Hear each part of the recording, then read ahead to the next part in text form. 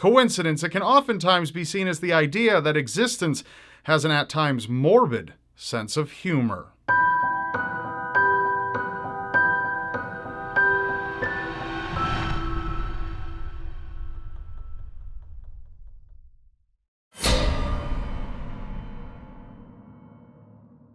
We've all heard the saying that history repeats itself. However, after a while, you might begin to wonder if there's more to it than that.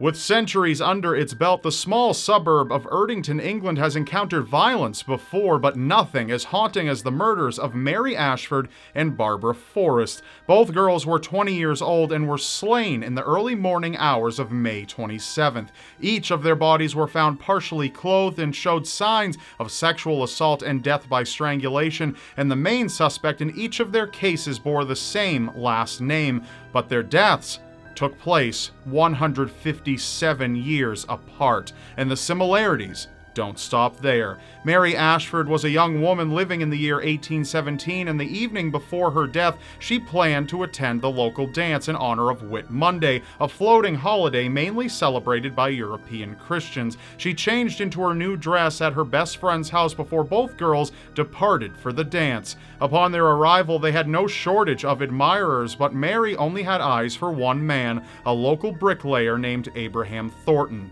They spent the evening together, departing the dance at midnight, and weren't seen again until 4 in the morning when they parted ways. But by 6:30, just a few hours later, Mary was discovered dead in a flooded sandpit. Her admirer, Abraham Thornton, was arrested as the main suspect under suspicion of murder. 157 years later, in 1975, Barbara Forrest's body also lay murdered just 300 yards from where Mary's had been found in 1817. The day before Barbara's death also fell on Whit Monday. In the evening of the 26th, she too had changed into a dress at her best friend's house for a night of dancing to celebrate the holiday. The last person to see her alive was her boyfriend, who walked her to the bus stop at 1 a.m. By sunrise, Barbara took her last breath, and her body was discovered days later on June 4th. Not long after, police arrested a man who had worked with Barbara at Pipe Hayes Children's Home, a man named Michael Thornton. Abraham Thornton and Michael Thornton shared no relation other than that they both sat accused of killing a young girl separated by over a century of time. Both Thorntons went to trial and were found not guilty and acquitted of all charges, each jury citing the evidence against them as merely circumstantial. But a police archivist investigating Barbara's case noticed, while looking through old files, even more seemingly coincidental parallels between Mary and Barbara. They allegedly shared the same birth date and had strikingly similar facial features, and according to family, each girl had prophesied that the days ahead would only bring them suffering. Just a week before her death, Mary Ashford had confided in her best friend's mother that she had bad feelings about the week to come, but that she could not explain why. She was overcome with dread. Barbara Forrest, too, had confided in a friend and colleague at work, saying, "This is going to be my unlucky month. I just know it. Don't ask me why." But the most devastating and chilling similarity of all is that both of the murders remain unsolved.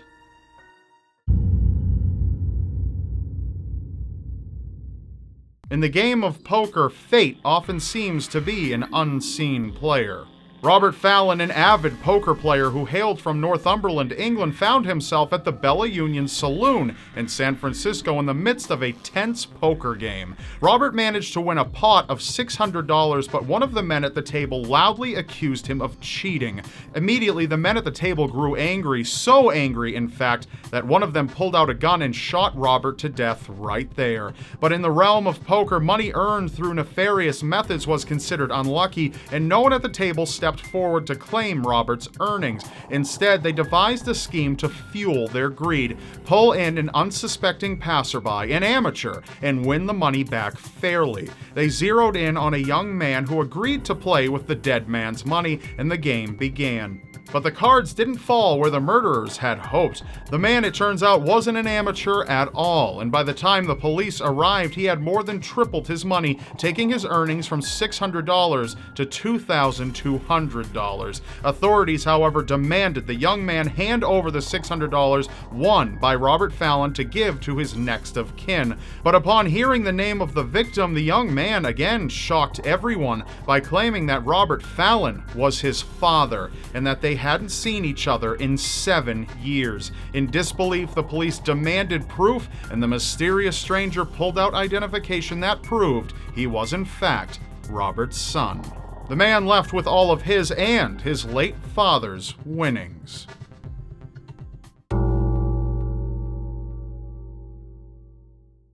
Sometimes we find that art imitates life, but can it also predict the future?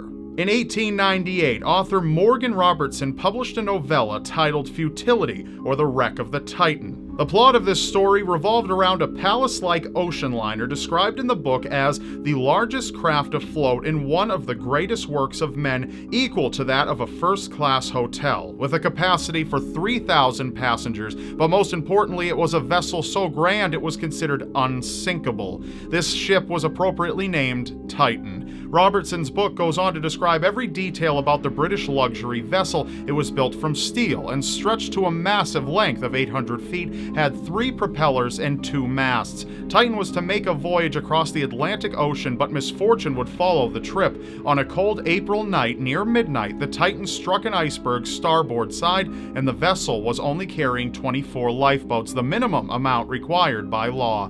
The ship sank bow first, capsizing before slipping under the ocean surface, leaving only 13 of 3,000 passengers alive. While the story of Titan was surely a fictional piece, 14 years later, the tragedy seemed to jump right out from the pages. In 1912, the RMS Titanic was a source of pride for the British, as it, much like Titan from Robertson's novella, was the largest floating ocean liner in the world at the time. But this wasn't the only common factor between the fictional Titan and the real ship, the Titanic. Apart from having almost identical names, both vessels were constructed from steel, were considered the highest class luxury liners, and able to carry up to 3,000 passengers. The Titanic's length only differed from the Titan's by 82 feet, and both were carried swiftly across waters by 3 propellers and had 2 masts. And one word associated with each vessel: unsinkable. Unfortunately, the parallels between the ocean liners did not end there. The RMS Titanic was on its maiden voyage across the Atlantic Ocean when it struck an iceberg on its starboard side